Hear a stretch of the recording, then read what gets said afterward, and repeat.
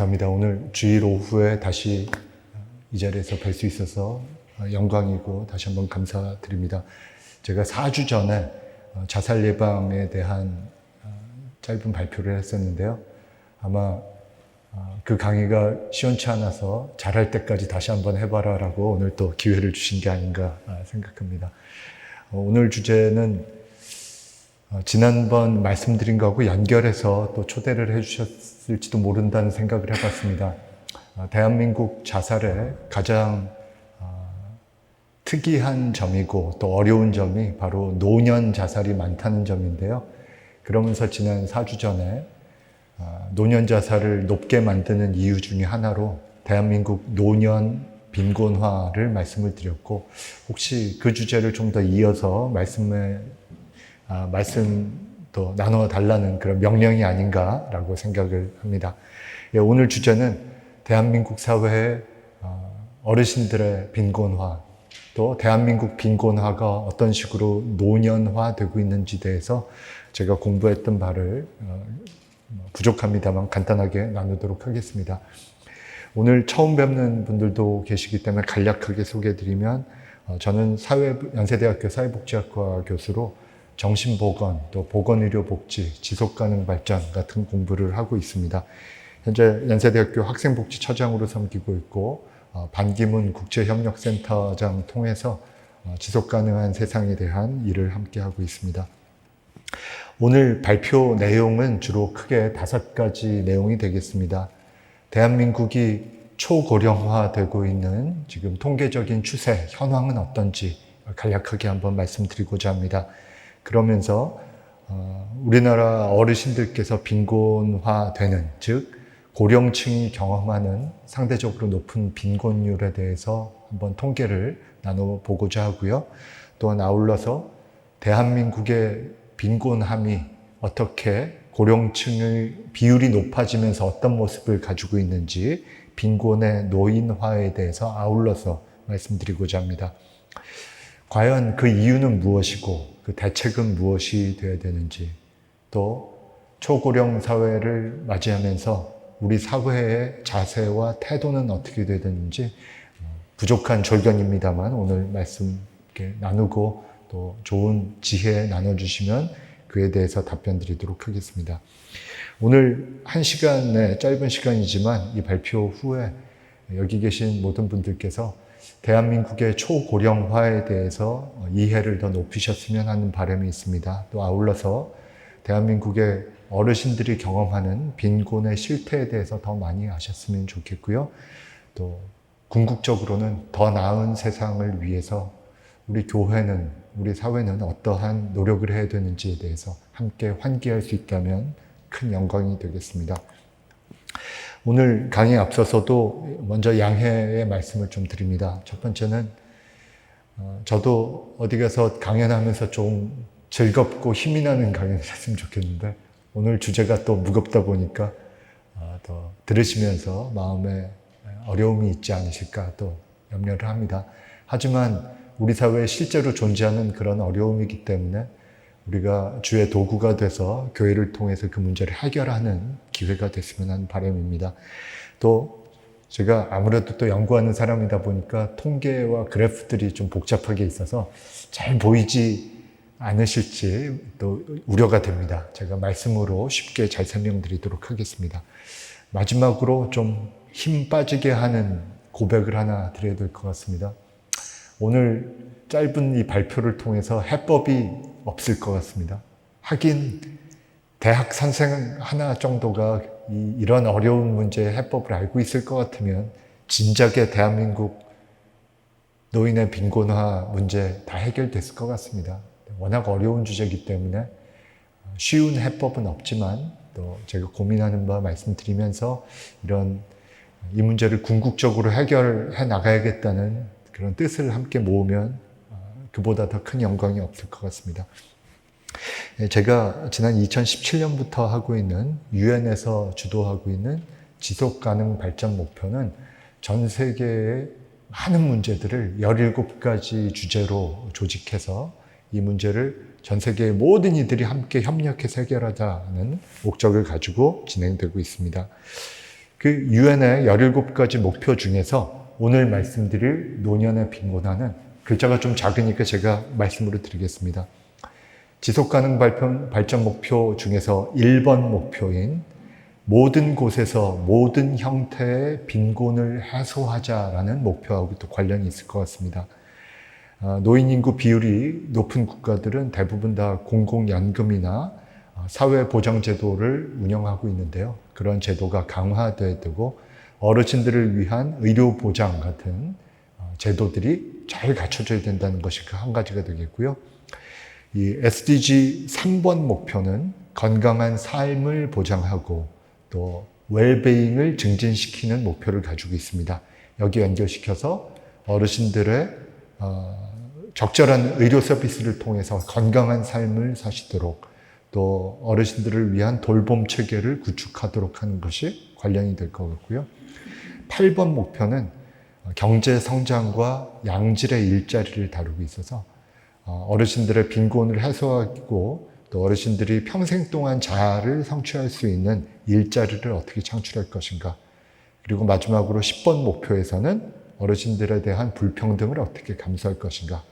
이렇게 4가지에 관련돼서 말씀드릴 것 같습니다. 요거는 뭐 중요한 핵심은 아니고 출발점이기 때문에 간략하게 말씀드렸습니다. 4주 전에 제가 말씀드렸던 자살 문제에 대해서 간단하게 정리하면서 시작을 하면 좋겠습니다.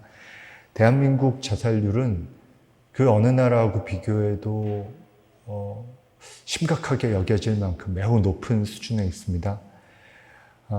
OECD 평균하고 비교하면 2배 반 정도 높은 이 상태가 지난 20년 이상 지속이 되고 있습니다. 그런데 대한민국 자살이 높은 몇 가지 이유가 있지만 그 중에 중요한 한 가지는 노인층의 자살이 높다는 점이라는 점을 지난 4주 전에 말씀드렸던 바 있습니다. 선명하게 잘 보이시진 않겠지만 위에 있는 그래프는 제일 위에가 10대, 20대, 30대, 40대, 50대, 60대, 70대, 80대 이상입니다. 점점 연령대가 높아질수록 왼쪽에 보이는 파란색의 남성 자살이 급격하게 늘어가는 걸 보실 수 있고요. 또 오른쪽은 여성 자살인데요. 마찬가지로 나이가 가장 연세가 높으신 분들에서 자살이 높은 것을 보실 수 있습니다. 조금 더 자세히 한번 보여드리겠습니다. 제일 왼쪽은 9살 이하고요. 10대, 20대, 30대, 40대, 50대, 60대, 70대, 80대로 가는데요. 보시다시피 80대 이상의 자살률은 대한민국 평균 자살의 5배에서 6배가 높을 정도로 너무나 높은 실정입니다. 또 그 다음을 이어서 70대, 60대 계속 높은데요. 이 그래프를 통해서 너무나 안타까운 비극입니다만 대한민국의 자살 문제의 큰 부분은 어르신들의 자살이라는 것을 알 수가 있습니다. 다른 나라하고 비교를 한번 해보겠습니다. 우리하고 흔히 비교하는 미국이나 일본, 독일 같이 봤을 때요. 지금 잘 안 보이시지만 제일 위에 흐리게 파란색으로 보이는 부분이 대한민국 자살이라 어르신들의 나이가 높아질수록 급격하게 올라가고 있습니다. 그런데 아래 보이는 노란색은 맨 밑에 보이신 선은 독일이고요. 그 위에 보이는 빨간색은 미국, 그 위에 보이는 연두색은 일본인데요. 대한민국을 제외한 대부분의 나라에서는 중장년층의 자살이 가장 높고 노년으로 가실수록 자살률이 더 낮아집니다. 간단하게 정리해서 말씀 올리면 유독 대한민국만 어르신들의 자살이 연세가 더 높아지실수록 급격하게 높아가는 그런 특이한 모습을 가지고 있다는 것을 오늘 말씀드리는 출발점으로 한번 삼아보고자 합니다. 자, 노인 빈곤에 대해서 말씀드리기 전에 저의 이 문제에 대한 태도, 저의 생각 먼저 조금 말씀드리겠습니다. 실은 대한민국은 지금 어르신들께 큰 빚을 지고 있습니다.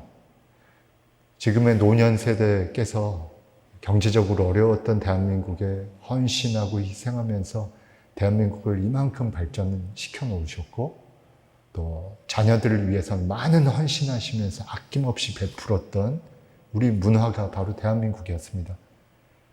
그러나 그런 헌신과 희생의 결과로 현재 어르신들이 이런 고통을 얻고 있다고 생각하면 이 문제는 반드시 우리 사회가 해결해야 될 어떤 책임이 있는 문제가 아닌가라고 생각을 합니다. 흔히 우리 젊은 세대 또 어린 세대를 대한민국의 미래라는 표현을 많이 쓰죠. 근데 저는 조금 다르게 보는 측면도 있습니다. 우리 어르신들의 삶의 모습이 대한민국의 미래가 아닌가라고 저는 강연할 때가 자주 있습니다. 어린 세대가 자라서 만들어 나가는 대한민국도 대한민국의 미래이지만 우리 사회를 위해서 헌신하고 우리 사회를 위해서 열심히 살아주신 어르신들이 어떤 모습으로 살고 계시는가를 보는 것이 어쩌면 우리 젊은 세대들이 생각하는 대한민국의 미래일지도 모른다는 생각을 하고 있습니다. 그 두 가지 미래를 오늘 같이 한번 생각해 볼 수 있으면 좋겠습니다. 다시 발표 자료로 가서요. 조금 흐리게 나와서 죄송합니다. 이것은 빈곤율입니다. OECD 국가들의 빈곤율을 비교하고 있는데요. 조금 흐리지만 제가 여기 보여드리겠습니다.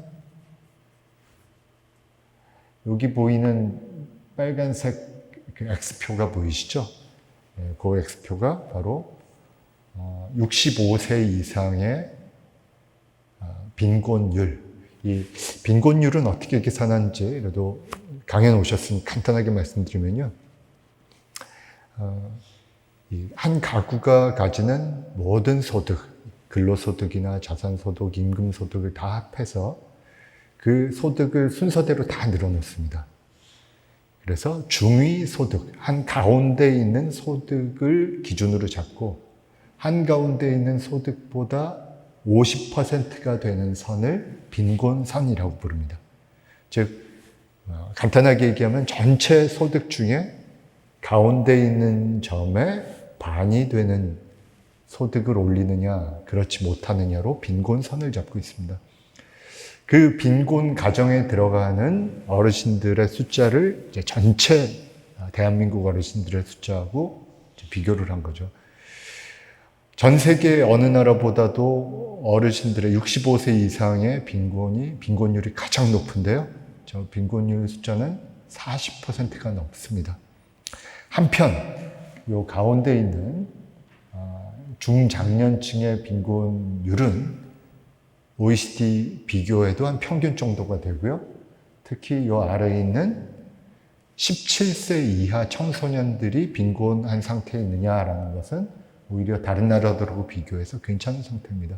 즉 대한민국의 큰 문제는 이 위에 보이시는 65세 이상 어르신들의 약 43%가 빈곤한 상태에 있다는 게 우리의 현실입니다. 어르신들만 한번 뜯어보았습니다. 이 빨간색 제일 오른쪽에 있는 게 대한민국입니다. 2위인 라트비아, 에스토니아보다 훨씬 더 높고요. 그 다음 그룹인 대부분의 나라들하고 비교해서도 가장 높은 상태가 우리의 상태입니다. 노인빈곤율은 OECD 국가 중에서 1위를 차지하고 있는데 대한민국의 다른 연령층에 비해서도 훨씬 더 취약한 상황에 있다는 게 오늘 말씀을 드릴 출발점이 되겠습니다. 또 아울러서 대한민국은 사회적인 비용, 즉 복지라든지 또 사회 안전망을 위해서 지출되는 비용이 OECD 국가 중에서 가장 낮은 나라 중에 네 번째라는 것도 오늘 말씀드릴 얘기의 출발점이 되겠습니다. 즉 가장 어려움을 겪고 있는 어르신들이 있는 대한민국에서 사회복지를 위한 지출은 가장 낮은 나라 중에 하나라는 게 우리의 현실인 것 같습니다. 그러면서 또 하나, 지난 4주 전에도 말씀드렸습니다만, 간단하게 말씀드렸습니다만, 중요한 주제이기 때문에 한 번 더 말씀드리겠습니다. 이것은 사회적인 지지에 대해서 전 세계 OECD 국가들을 비교를 해봤습니다. 이 질문은 내가 어려움에 처했을 때 도와줄 친구나 친지가 있느냐라는 질문이었습니다. 안타깝게도 대한민국이 가장 꼴찌입니다. 어려움에 처했을 때 나를 도와줄 단 한 사람이 없는 그 상태가 어쩌면 대한민국의 상태인 것 같은데요. 그 중에서도 특히 요 밑에 보시는 65세 이상의 어르신들의 경우에 거의 40% 가까이가 내가 어려움에 처했을 때 도와줄 수 있는 사람이 하나도 없다라고 응답을 하셨습니다. 다른 나라들하고 비교하면 비교 자체가 되지 않는 이런 상황입니다. 대부분의 선진국들은 최소한 80, 90% 이상이 나를 도와줄 사람이 있다라고 응답을 하신 반면에 우리는 60%가 조금 넘는 숫자만 어려울 때 도와줄 사람이 있다라고 말씀하시는 게 우리 대한민국의 모습입니다. 간단하게만 한번 말씀드리겠습니다. 우리가 복지만 안 돼 있고 자살률만 높고 지지만 낮은가 하면 사회의 많은 부분이 망가져 있습니다. 타인에 대한 신뢰를 얼마나 하느냐 같은 지수도 가장 낮은 나라고요. 다른 사람들이 공정하느냐, 우리 사회가 공정하게 돌아가느냐에 있어서도 가장 꼴찌입니다. 성공이란 것은 부패하고 연결되지 않아? 라고 생각하는 부패인식, 안타깝게도 가장 높습니다. 정치에 대한 부패인식 가장 높습니다. 삶의 만족도 대단히 낮은 편이고요. 행복도 낮습니다. 반면 근로시간은 가장 높고요. 또 상대적인 빈곤율, 내가 다른 사람에 비해서 가난하다고 느끼는 숫자 가장 높습니다. 주관적으로 건강하다고 느끼는 것 가장 낮은 상태입니다. 게다가 다른 사람을 얼마나 신뢰하느냐라는 점수는 OECD 주요 국가와 비교해서 가장 낮습니다. 그리고 사회적으로 고립되어 있다고 느끼는 응답도 가장 높고요. 삶의 만족도는 가장 낮은 게 대한민국의 모습이기도 합니다. 왜 그렇게 대한민국을 부정적으로 봐, 송 교수라고 생각하실 수도 있지만 우리의 현실을 자각하면서 이 문제를 해결해서 좀 더 나은 곳으로 가기 위해서는 현실을 직시해야 되지 않은가라는 마음으로 우리의 상황을 말씀드렸습니다. 자, 대한민국의 초고령화의 현실은 어떤지 조금 말씀드리겠습니다. 65세 이상의 인구가 전체 인구에서 얼마만큼의 비율을 차지하느냐가 유엔에서 만든 기준으로서의 고령화 사회, 고령사회, 초고령사회를 뜻하는데요. 일반적으로 유엔이 만든 기준으로는 전체 인구 중에 65세 이상 어르신이 7% 이상이 있으면 점점 고령화가 진행되고 있는 고령화 사회라고 부르고요. 14% 이상이면 이미 고령 사회, 또 20% 이상이면 초고령 사회라고 부릅니다. 지금 현재 우리 대한민국은 어떤 상태일 거라고 생각하십니까?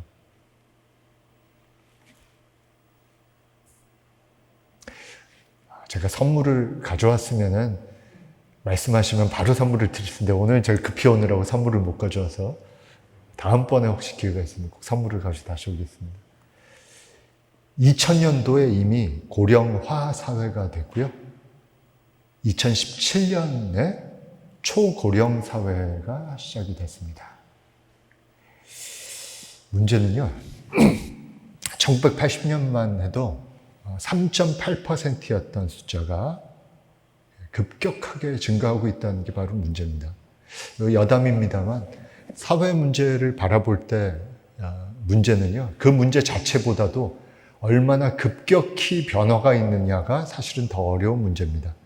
시간이 충분히 있으면서 점진적으로 변해간다면 우리 사회가 대비도 하고 제도도 개선하고 태도도 바꾸면서 그 문제를 해결할 수가 있겠죠. 그런데 대한민국처럼 급격하게 변할 때는 바로 그게 큰 사회 문제가 되는 것 같습니다. 보시다시피 1980년도에는 3.8%의 고령층의 65세 이상의 어르신들이 3.8%였는데요. 2000년이 되니까 7.2%로 거의 2배가 늘었고요. 그리고 2017년도에는 고령사회로 들어가면서 이미 숫자가 14%를 초과했고 바로 내년도인 2025년에는 초고령 사회로 진입할 것으로 지금 예상이 되고 있습니다. 그럼 대한민국의 인구 구성비가 어떤지 한번 보겠습니다. 제 왼쪽은 1960년도입니다. 1960년도에는 65세 이상 어르신들의 비율이 2.9%에 불과했습니다.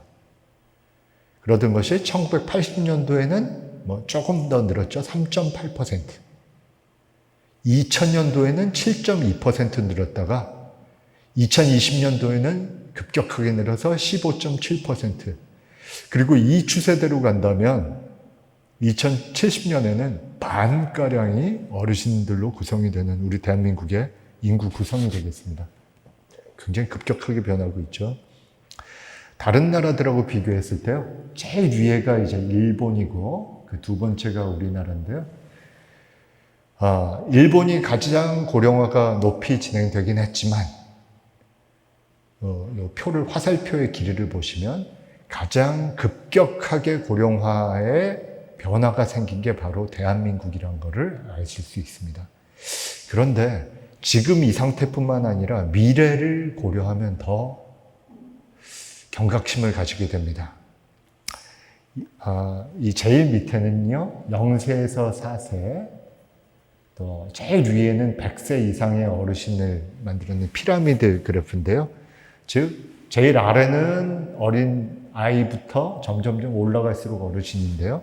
전 세계의 경우에는 어린 아이층, 영아층에서부터 변해가는 속도가 완만하게 구성이 되어 있는 반면에 대한민국을 보여드리겠습니다. 너무 잘 아시다시피 제일 밑에는 이제 저출생으로 인한 아이들이 이렇게 없는 상태죠. 그리고 여기 60세 이상의 어르신들이 이런 모양을 가지고 있고요. 그래서 우리 흔히 다이아몬드형이라고 부르는데요. 지금 중장년보다 어르신들이 훨씬 많이 있고 또 청소년 이하 젊은 세대는 숫자가 작아 있는 상태가 우리나라이기 때문에 이 상태가 이제 계속 지속이 된다면 경제활동 인구인 청장년층은 점점 더 줄어들고 많은 숫자가 이제 노년층에 편입이 되겠죠. 근데 비교를 한번 해보시라고 이미 노년 국가라고 알려져 있는 캐나다, 미국, 일본의 경우도 대한민국처럼 이렇게 극적으로 다이아몬드형이 아니기 때문에 우리 대한민국의 현실을 미래를 우려하게 만드는 이런 극단적인 형태가 아닌가 생각을 하고 있습니다. 대한민국은 초고령화 사회에 곧 바로 내년이면 진입할 예정입니다. 대한민국은 아주 빠르게 고령화가 진행되고 있는 나라 중에 하나, 가장 대표적인 나라고요. 조금 전에 말씀드린 것처럼 2020년에 고령사회에 이미 진입했고 2025년에 초고령사회에 진입을 하는데 평균 수명이 연장되시는 게 한 원인이기도 하지만 동시에 초저출생의 상황이 우리나라를 더 초고령 사회로 빨리 가게 만드는 이유라는 것을 볼 수 있겠습니다. 그러면 오늘 이제 쭉 제가 말씀드리겠습니다만, 그럼 초고령 사회에 진입하기 때문에 과연 우리 사회는 어떤 문제가 있느냐? 우리가 무엇을 해결해야 되냐 보면요. 경제적인 영향이 당연히 있겠죠. 생산 가능 인구, 경제 활동 인구인 15세에서 64세의 인구가 상대적으로 줄어드니까 대한민국의 경제적인 영향이 미쳐지겠고요. 그러면서 실제 일할 수 있는 동력이 부족해지면서 아마도 대한민국의 경제 성장이 둔화되지 않을까라는 예측들도 하고 있습니다. 아울러서 사회적으로는 연금을 어떻게 우리 사회가 앞으로 부담할 것인가? 또 의료 비용은, 또 복지 비용은 어떻게 할 것인가? 사회 보장 시스템에 대한 대비를 잘 하지 않으면 부담이 증가되겠죠. 자, 지금까지 초고령화 사회인 우리나라의 모습을 보여드렸고, 빈곤에 대해서 조금 더 말씀드리겠습니다. 대한민국의 빈곤율 자체는 OECD 평균에서 높은 축에 들긴 하지만 아주 극단적으로 높지는 않습니다. 그러나 제가 제일 처음에 말씀드린 것처럼 노인 빈곤율이란 측면으로 보면은 위에서 보시는 것처럼 다른 나라하고 비교도 할 수 없이 가장 높은 상태, 약 43%가량의 어르신들이 빈곤선 이하에 있는 것을 볼 수 있겠습니다. 자, 그러면 다른 나라도 한번 비교를 해보겠습니다. 우리 흔히 우리의 비교 상대로 삼고 있는 미국이나 일본, 또 독일, 영국, 프랑스하고 봤을 때요.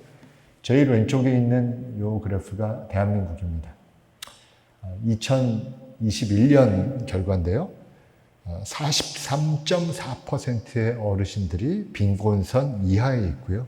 이 숫자는 사회보장제도가 잘 안 돼 있다고 여겨지는 미국의 23.1%에 비해서도 2배 가까이 높은 숫자입니다. 일본 19%하고 또 비교도 안 되게 높고요. 또 복지제도가 비교 잘 돼 있는 독일 10%하고 비교하면 대한민국 어르신들은 4배 이상 빈곤선 아래에 계십니다. 영국 15%, 또 프랑스는 4.4%. OECD 국가들의 평균은 제일 오른쪽에 보이시는 것처럼 13.1%로 대한민국하고 지금 비교도 안 되는 상태입니다. 그러면 아마도 이런 상태를 보시면서 궁금하실 겁니다. 왜 대한민국이 고령화와 빈곤화를 같이 겸하게 됐느냐. 몇 가지 이유 한번 말씀드리겠습니다. 통계 숫자와 같이 말씀드리겠습니다. 고령화 사회는 14%라고 제가 말씀드렸죠. 그리고 초고령사화로 넘어가는 데 있어서 우리나라의 문제는 너무 빠른 속도로 변한다는 점이 있습니다. 고령화 사회에서 고령사회로 가는데 대한민국은 17년이 걸렸는데요. 다른 나라들은 그보다 훨씬 더 긴 시간이 있었기 때문에 대비할 수가 있었죠. 일본은 우리나라보다 7년 더 긴 24년이 걸렸고요. 독일은 40년, 프랑스는 심지어 115년이 걸렸습니다. 그만큼 사회에 적응하고 대비할 시간이 있었다는 것이죠. 그리고 우리 대한민국에서는 노령층에 계신 어르신들을 부양할 부담이 점점 더 급증하고 있습니다. 예를 들면요. 현재는 경제활동을 하고 있는 100명이 65세 이상 어르신 23.4명을 부담하고 있는데, 근데 2000년도, 지금부터 20년, 24년 전만 해도 100명이 10분의 어르신을 부담을 했습니다. 그러니까 부담이 2배 반 늘어난 거죠. 지금 같은 숫자로 진행이 된다면 2050년에는 100명의 경제활동을 하는 젊은 인구가 어르신 91.4명을 부양해야 되는 상황이 갈 것 같습니다. 그만큼 지금의 고령화가 어르신들을 잘 모실 수 있는 부담을 가중시키고 있는 상태입니다. 그런데 이런 어려움을 사회 또 정부가 가지고 있는 사회 안전망이 잘 해결을 한다면 좋겠지만 대한민국의 현재 사회복지제도는 따라가지 못하고 있습니다. 현재 노년 관련한 사회보장지출 비율이 전체 복지 비용에서 3.4%만 비용이 되는데요. OECD 평균은 7.7%입니다. 즉 우리와 비슷한 경제 규모의 선진국들과 비교했을 때 대한민국은 어르신들을 위한 복지 비용을 그의 반도 안 되게 지출을 하고 있습니다. 자, 이런 노년 빈곤화의 두 번째 요인, 가족 구조가 변화했고 또 가족들이 어르신들을 부양하는 그런 책임감이라든지 기능이 약화된 현실입니다. 핵가족화 또 개인주의화로 인해서 전통적으로 우리 사회가 가졌던 어르신을 모시는 문화라든지 기능이 약화가 되어버렸습니다. 현재 독거가정 혹은 2명이서 같이 사는 1, 2인 가구의 비율이 약 60%입니다. 그런데 24년 전인 2000년도에는 소규모 가정, 1, 2인 가정이 34.6%였습니다. 그러니까 지난 24년간에 2배 가까이 오른 거죠. 그전에는 가족들이 함께 살면서 상호 부조를 하는 문화가 있었죠. 가족 관계로부터 경제 지원을 받지 못하는 어르신들이 점점 더 늘고 있는데요. 노후 생활비 마련을 자녀가 해야 된다라고 생각하시는 분이 현재는 6.8%밖에 안 계십니다. 그런데 1998년 IMF 딱 때죠. 당시에는 자녀들의 47%, 약 반 정도가 당연히 어르신을 모셔야지라고 생각을 했습니다. 지난 20여 년 동안 자녀들의 반이 우리 부모님은 나중에 우리가 모시는 거야 라는 태도를 가지고 있다가 지금은 6.8%로 급락을 한 게 대한민국의 현실이기도 합니다. 제가 4주 전에 IMF가 대한민국에 얼마나 큰 영향을 미쳤는지 간단하게 말씀드렸는데 오늘 처음 오신 우리 교우님들도 계시기 때문에 간단하게 말씀 올리겠습니다. 대한민국의 약한 복지제도를 사적인 영역, 즉 가정이나 회사의 영역에서 처리를 한 것이 대한민국의 지난 수십 년간의 복지제도였습니다.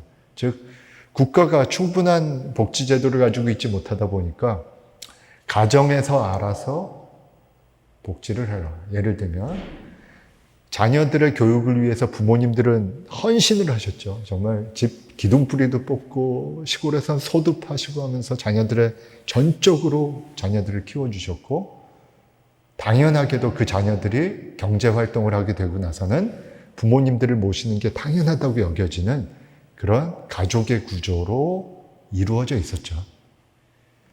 그것은 좋게 얘기하면 가족의 사랑이지만 어떻게 생각하면 사회가 해야 될 책임을 가정에 미룬 것이기도 했었죠. 회사에서의 직원 복지도 마찬가지였습니다. 산업 복지도 마찬가지였습니다. 여기 계시는 선생님들은 너무 잘 기억하시겠습니다만 IMF 전까지만 해도 대기업과 중소기업의 임금 격차가 크지 않았었죠. 대기업이 100이면 중소기업이 약 85% 정도 평균이었습니다. 그리고 특히 대한민국의 IMF 전까지는 평생 고용이 문화로 작동을 했었죠. 한 번 회사에 들어가면 특별한 이유가 있지 않은 한 내가 여기서 은퇴까지 계속 있을 거야 라는 것이 문화로도 작동을 했고 또 회사들도 한 번 고용하면 은퇴까지 특별한 일이 있지 않은 한 계속 같이 가는 것이 대한민국의 문화로서 작용을 했었죠. 그런데 그것은 일종의 근로자에 대한 복지제도를 회사에 미룬 것이 되겠죠. 실업이 발생하고 회사 이직으로 갑작스러운 도움이 필요할 때 도와줄 수 있는 사회의 제도가 충분하지 않으니까 그러한 회사에서 벌어지는 사적인 복지제도가 보완을 하면서 이루어졌었죠. 자, 이랬던 오래된 대한민국의 사적인 영역의 복지제도가 IMF를 통과하면서 완전히 허물어집니다. 어르신들은 이미 가지신 모든 것들을 자녀를 위한 사랑으로 다 헌신하셨습니다. 교육비로 다 지출하셨고 자녀를 위해서 남김없이 다 주셨습니다. 왜냐? 자녀들이 경제활동을 하고 나면 그러면 또 부모님들을 부양하는 것이 문화였으니까요. 그런데 IMF를 통해서 경제활동 인구는 많이 상처받고 어려움을 겪게 되면서 더 큰 어려움은 누가 가지게 되실까요? 그 경제활동 인구가 모셔야 될 부모님들이 가장 큰 타격을 입게 되신 거죠. 그러면서 대한민국의 이런 경제활동 인구의 어려움이 직접적인 큰 타격으로는 어르신들께 간 이런 부분이 생겼습니다. 그러면서 문화도 바뀌었죠. 다시 한번 돌아가면 1998년도만 해도 자녀들의 반 정도가 당연히 우리 부모님을 경제적으로 모셔야지라고 했던 것이 이제는 6.8%로 떨어질 만큼 이제 문화도 달라진 것 같습니다. 세 번째, 이 어려움은 부족한 노후 준비에서 찾을 수 있을 것 같습니다. 지금 어르신들께서 노후 준비를 할 수 있는 기회가 충분하지 않았던 우리 사회의 급격한 변화가 있었고요. 특히나 과거 경제 성장 과정에서 나를 위한 노후 보장보다는 내 자녀들을 더 잘 키우는 게 중요해라는 우선순위로 있으셨기 때문에 노후 준비, 본인을 위한 노후 준비를 하시는데 기회가 많이 부족했습니다. 문제는 그렇게 잘 키운 자녀들이 경제적으로 안정된 상황에서 부양하면 좋겠지만 거기서 이제 문제가 생기니까 노년 빈곤화의 큰 이유가 된 것이죠. 네 번째는 사회적인 문제입니다. 사회 안전망, 복지제도나 연금제도가 제대로 갖춰주지 않은 게 대한민국 노년 빈곤화의 또 이유인 것 같습니다. 국민연금제도가 도입된 지 대한민국은 아직 오래되지 않았고요. 또 노령연금의 수급자 비율이 많이 낮은 상태입니다.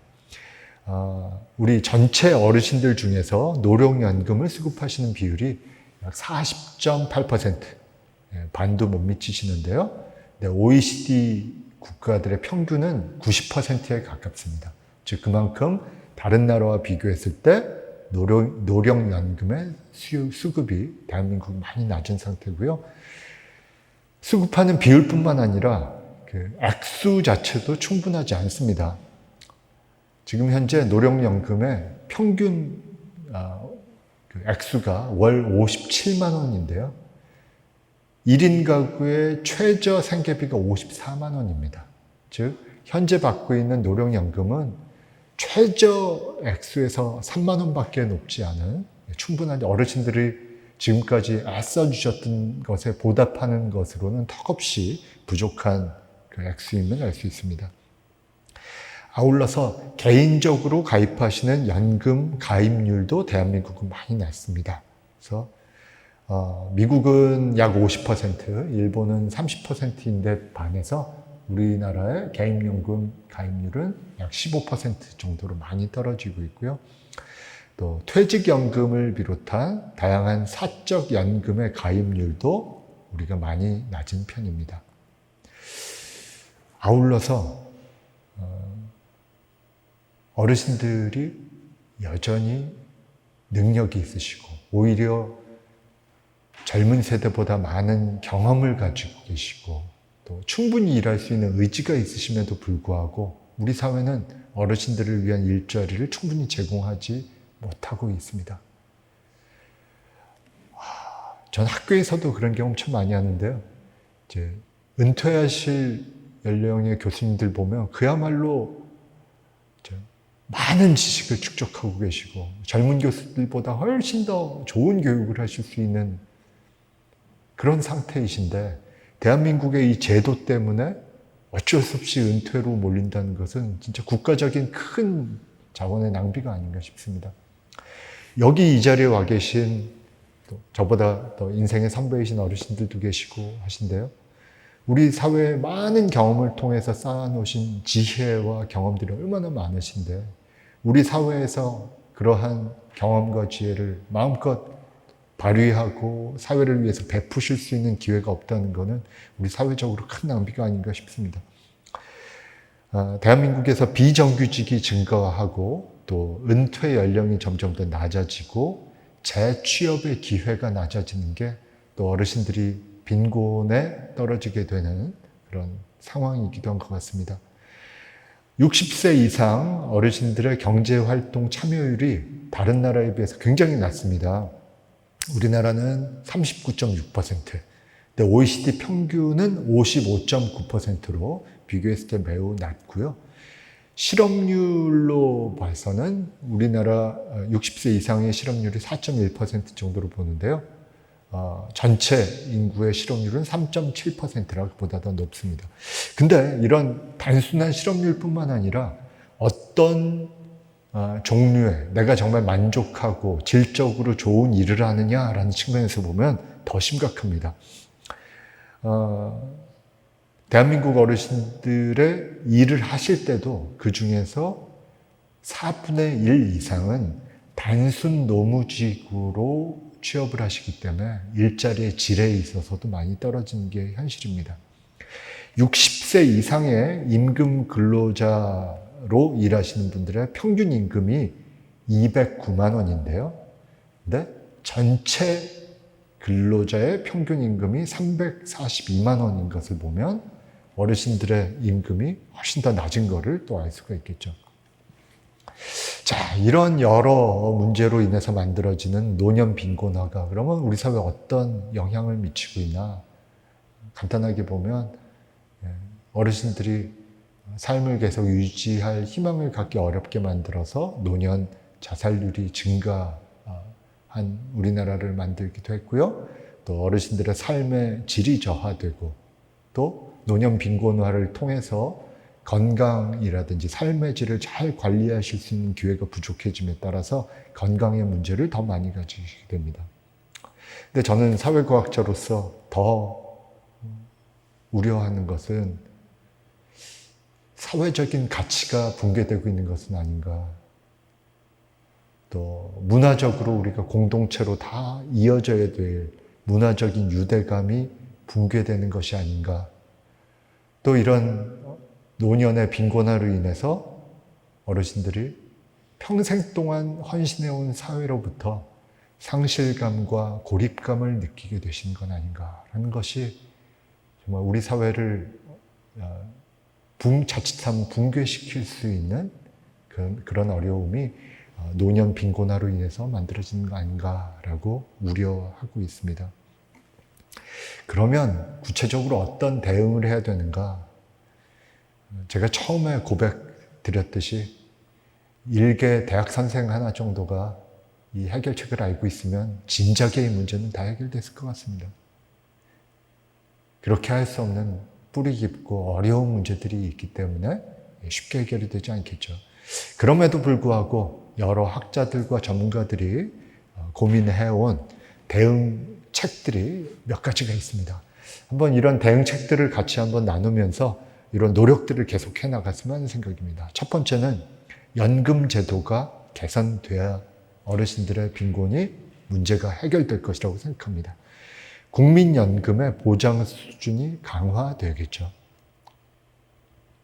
물론 지금 연금 문제 개혁은 어떤 정부에서도 해결하지 못해온 어려운 주제이긴 합니다. 좀 간단하게 설명을 드리면요. 연금 제도가 만약에 일하면서 부어놓은 세이빙한 연금액을 이자 수익과 정부의 보조가 합해져서 나중에 받는 형태라면 연금 제도는 문제가 없을 겁니다. 그렇죠? 내신 거를 받으면 되니까요. 그런데 대한민국의 연금 제도는 좀 급하게 시작이 되면서 처음에 내시지 않았던 연금을 받는 초기 제도가 있었습니다. 즉, 연금을 실제로 내가 돈을 세이브하지 않았음에도 불구하고 나중에 누군가가 채울 것이기 때문에 미리 받는 구조가 되다 보니까 이제 위험 요소가 생긴 거죠. 그런데 내지 않은 걸 돌려받아도 만약에 두 가지 조건이 충족되면 괜찮습니다. 한 가지는 대한민국 경제가 계속해서 성장을 한다면 앞으로 대한민국이 성장한 그 이득분을 계속 돌려받을 수 있으니까 괜찮겠죠. 또 두 번째, 만약에 경제활동 인구가 계속 늘어서 자녀 숫자가 계속 는다면 어르신들의 노후는 안전하게 보장받을 겁니다. 왜냐하면 자녀분들이나 또 직계자녀가 아니더라도 경제활동 인구들이 열심히 일한 돈으로 부양받으면 되니까 문제가 없을 겁니다. 그런데 대한민국의 경제는 초고속 성장의 황금기는 끝났고 경제적인 어려움에 봉착하고 있고 또 저출생률로 대표되는 인구 구조의 변화는 앞으로 경제 활동 인구의 숫자를 줄이기 때문에 이런 국민연금이 얼마나 안정되게 계속 유지될지는 정말 많은 지혜가 필요한 것 같습니다. 물론 낙관적으로 보면 국민연금제도가 사라지거나 쓰러지지는 않을 겁니다. 정부가 계속 부양을 할 거고 또 조정을 거쳐서 계속 되긴 하겠습니다만 중요한 문제는 어르신들이 실제로 삶의 질을 유지하면서 생활할 만큼의 수준으로 연금이 계속 지급될 것인가 같은 게 우리가 이제 노력해야 될 바라고 생각합니다. 현재 평균 연금 수급액이 여기 보시는 것처럼 2022년 기준으로는 평균 약 57만 원입니다. 턱없이 부족한 액수고 현실화 시켜야 되겠죠. 또 최소 연금 수급액이 보장돼야 되는데요. 현재는 최저연금액이 25만 원, 최저액으로 되어 있는 수급자들이 많이 계십니다.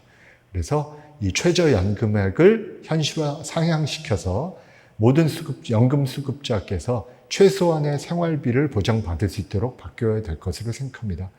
그리고 OECD 평균 대체율은 대한민국이 45%임에 비해서 OECD 63%까지 많이 올려야 될 것으로 보입니다. 또한 연금의 사각지대가 많이 존재합니다. 예를 들면 자영업자라든지 비정규직 근로자처럼 실제로 대한민국에 많은 분들이 자영업이라든지 비정규직에 놓여 있는데요. 현실적으로 자영업자분들의 연금 가입은 약 22% 정도인데 자영업을 하시다 보면 소득이 불규칙하기 때문에 보험료 납부가 계속돼서 안정되게 되지 못한 경우들이 많죠. 그만큼 대한민국 자영업자들이 위기에 있다는 것이고요. 또 비정규직 근로자분들 같은 경우에는 고용 상태가 불안하기 때문에 연금 가입 기간을 다 채우지 못하는 기간도 많기 때문에 이런 사각지대를 국가가 해소해야 될 것이라고 생각합니다. 두 번째는 사회복지제도의 확충입니다. 기초연금 수급자가 더 확대돼야 될 것이라고 생각하고요. 약 2022년 기준으로 하면 약 570만 명의 어르신들께서 기초연금을 받고 계시고 월 평균액이 약 30만 원 정도가 되는데요. 이 570만 명보다 더 많은, 사각지대 없이 더 많은 분들이 기본적인 생활비를 받을 수 있도록 사회복지제도가 더 확충돼야 될 거라고 생각하고요. 또 이 기초연금 역시 현실화시킬 것이 필요하다고 생각됩니다. 저는 또한 그만큼이나 중요한 것이 주거에 대한 지원입니다. 잘 아시다시피 안정된 곳에서 살아가는 것은 그 어떤 것보다도 심리적인 안정을 주고 건강을 안전하게 만드는 중요한 제도입니다. 어르신들을 위한, 특히 빈곤층에 있는 어르신들을 위한 공공임대주택이 더 확대가 돼야 될 거라고 생각하는데요. 현재 수준은 매우 낮습니다. 2020년 기준으로 해서 공공임대주택에 계신 분들은 약 12만 명 정도에 불과할 정도로 아직은 주거복지가 열악한 상황이고요. 또 저소득층 노년 어르신들께 주거비 보조금을 지급해서 주거비에 대한 부담을 경감시킬 필요가 있을 거라고 생각합니다. 아울러서 이제 점점 저도 실은 개인적으로 지난달에 어머님께서 뇌졸중으로 쓰러지시면서 이제 저도 이제 돌봄을 하는 경험을 하면서 대한민국 제도에 대해서 더 많이 이해를 하게 되는데요. 또 저 같은 경우에는 어머님이 부산에 계십니다. 또 일주일에 2번씩 부산에 왔다 갔다 하면서 이제 앞으로 대한민국 사회 어르신을 돌보는 제도가 어떻게 되나 개인적으로도 경험을 많이 하고 있는데요. 이제 초고령화 사회가 되니까 당연히 의료적인 필요가 더 늘으시는 어르신들께서 많은 그런 의료비가 필요하시게 되겠죠. 또 더 많은 건강의 문제를 가질 수 있기 때문에 더 많은 국가적인 지원이 있어야 할 것입니다. 노년층의 의료비 부담을, 개인적인 부담을 줄이기 위해서 건강보험을 더 확대를 해야 될 것이고요. 또 특히 저소득층에 계신 어르신들께는 추가적인 의료비 지원이 필요하지 않을까라고 생각합니다. 현재 기준으로 보면요, 65세 이상 어르신들 중에 60% 이상이 최소한 한 가지 이상의 만성질환을 가지고 계신데, 만성질환의 특징은 앞으로도 계속 관리를 해야 되는 특징이 있죠. 그런 점으로 봐서 어르신들을 위한 의료비가 얼마나 지혜롭게 정부에서 계획되느냐가 앞으로 노인 복지를 위한 중요한 부분이 될 거라고 생각합니다. 또 아울러서 앞서도 제가 조금 현재 문제로 말씀드린 일자리 기회 확대가 또 어르신들이 경제 생활을 계속 하시면서 동시에 심리적인 만족도 가지시고 또 본인의 효용성, 내가 할 수 있다는 나의 자신감도 계속 유지하시고 또 동료들과 계속 만나시는 그런 좋은 관계를 위해서도 일자리 기회의 확대가 필요한데요. 현재 정부에서 노인 일자리 사업을 하고 있긴 합니다만 이 일자리가 정말 어르신들께서 원하시는 일인지 또 과거의 경험을 잘 살리시고 또 나의 만족을, 나의 행복을 충족시키는 일인지에 대해서는 좀 더 우리가 고민을 해봐야 될 것 같습니다. 2022년 기준으로 74만 개의 일자리가 제공되고 있으나 양적으로도 질적으로도 더 확대가 돼야 될 것이라 생각합니다. 사회적 기업이라든지 공공 일자리를 통해서 어르신들께서 더 적합한 일자리가 안정적으로 더 늘어나야 되는 것이 필요하지 않을까 생각합니다. 또 아울러서 기업도 이런 노력을 해야 될 거라고 생각하는데요. 기업에서도 어르신들을 고용할 경우에는 세제 혜택을 보거나 혹은 정부로부터 보조금을 받아서 어르신들이 더 많이 일하실 수 있는 기회를 제공할 수 있도록 돼야 할 것이고요. 또 우리 정부 복지제도에서도 어르신들이 새로운 직업에 적응하시고 새로운 직업을 찾으실 수 있도록 이런 직업 재교육을 통해서 더 많은 어르신들께 기회를 드려야 될 것이라고 생각합니다. 예를 들면 요즘에 많이 있는 시니어 인턴십 프로그램처럼 해서요. 어르신들께서 경제적으로도 또 도움을 받을 뿐더러 심리적인 만족, 또 사회적인 기여로 뿌듯함을 느낄 수 있는 이런 인턴십이 필요할 거라고 생각합니다. 지금까지 참 어려운 주제지만 간단하게 대한민국이 어떻게 초고령화 사회로, 초고령 사회로 진입하고 있는지, 또 대한민국의 어르신들이 경제적으로 어떤 어려움에 있으신지, 그 이유는 무엇이고 어떠한 대비가 필요한지에 대해서 간략하게 말씀드렸습니다. 오늘 강연을 마치기 전에 우리 사회가 어르신들의 행복을 위해서 어떤 태도를 가져야 되는가에 대해서 말씀드리면서 오늘 좀 마치고자 합니다. 제가 저희 대학원생들, 또 특히 심리상담이나 정신건강 쪽으로 가는 학생들에게 어르신들을 대하고 어르신들을 존중하는 태도를 가질 때 이러한 정신건강의 요소를 잘 알아야 된다라고 좀 강조를 하는 것들을 좀 마지막에 말씀드리고 싶습니다. 자, 그 전에 노년기의 성공적인 정신건강, 행복한 정신건강의 상태는 무엇인가를 먼저 한번 말씀드리고 싶은데요. 저희가 흔히 이런 얘기를 합니다. 이런 요소들을 가질 때 성공적으로 노화를 하시고 나이에 대해서 잘 적응하신 상태다라고 얘기하는데요. 첫 번째는 무엇보다도 과거로부터 현재 상태에 얼마나 잘 적응하시는가, 잘 적응하셔서 지금 새롭게 변한 상태에 대해서 얼마나 잘 지속하시는가, 이것을 잘 하시면 성공적인 노화를 하셨다라고 얘기를 합니다. 그러니까 적응을 얼마나 하시는가. 간혹 보시면 주위에서도 안타까운 경우가 있으실 거예요. 과거에 계속 생각을 하시고 과거에 익숙하시다 보니까 새로 변한 상태에 대해서 적응을 하시는데 조금 어려움을 가지신 분들도 간혹 보실 겁니다. 그랬을 때 마음의 어려움이 참 많으실 수도 있는데요. 얼마나 잘 과거로부터 현재에 적응하느냐가 성공적인 노화의 첫 번째가 되겠고요. 또 두 번째는 좀 슬픈 얘기긴 하지만 모든 생명체는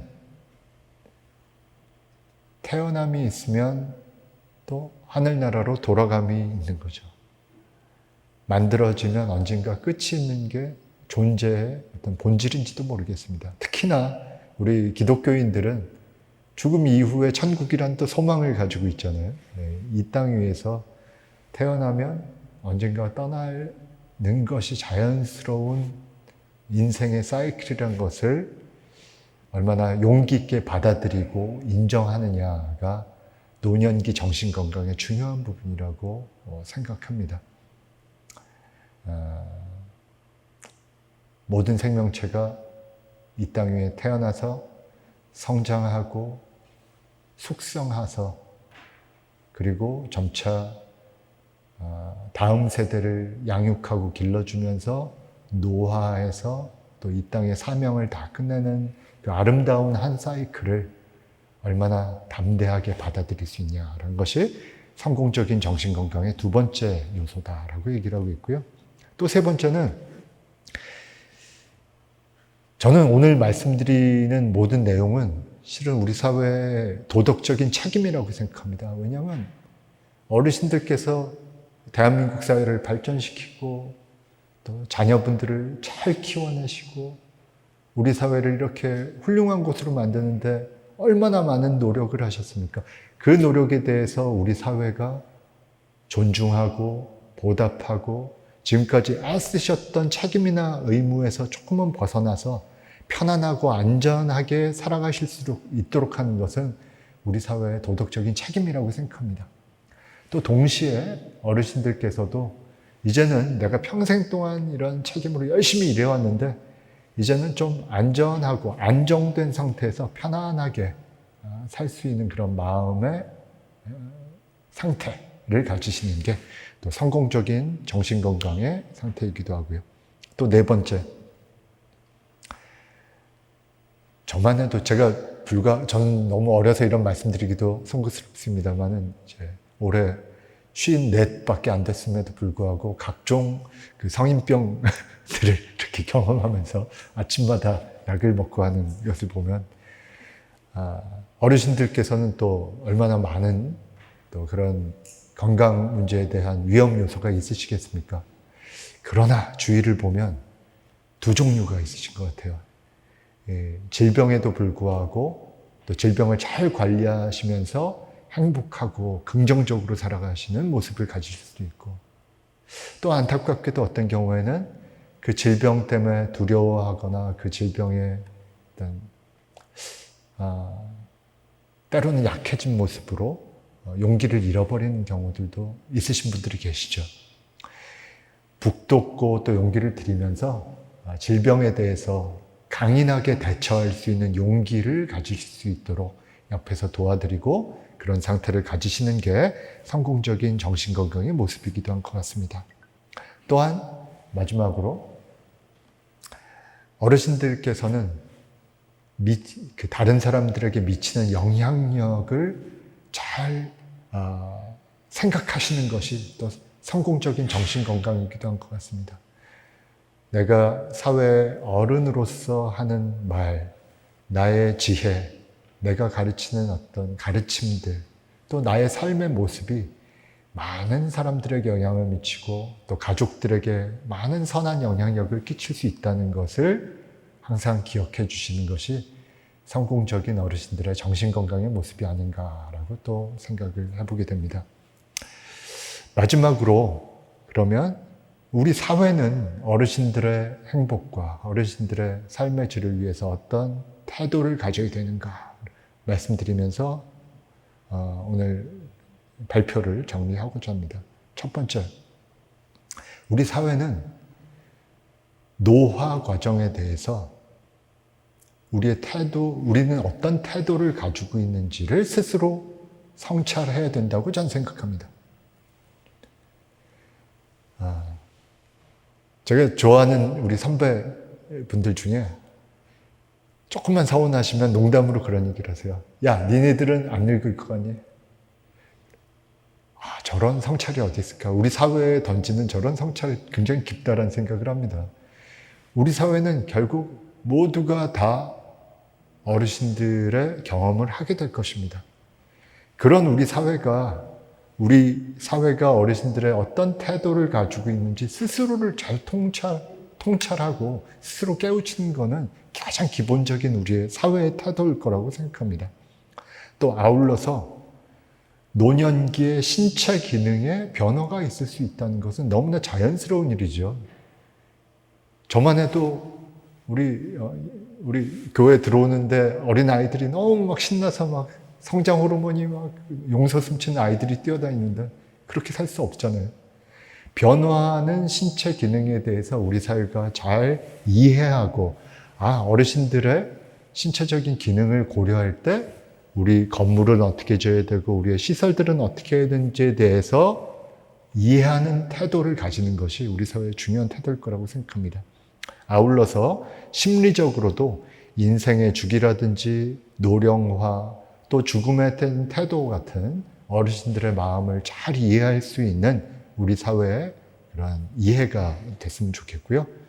또 어르신들의 마음의 평화를 위해서 사회적으로 어떤 사회가 되어야 되는지에 대해서도 우리 사회가 잘 알아야 될 것이라고 생각합니다. 마지막으로 저는 우리 사회의 돌봄이라는 가치를 굉장히 중요하게 생각합니다. 더 돌볼 수 있는 위치, 또 돌볼 수 있는 시간에 왔을 때 돌봄이 필요한 사람들을 챙겨주는 것이 우리 인간 사회의 역할이기도 할 뿐더러, 또 도움을 받았던 이들이 성장해서 다시 그 도움을 되갚을 수 있는 것 역시 사람의 기본적인 자세나 태도가 아닐까 생각합니다.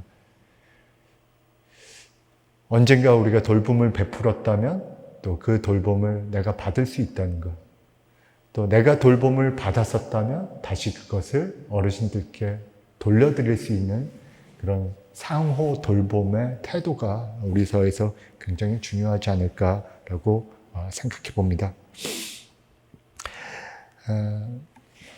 오늘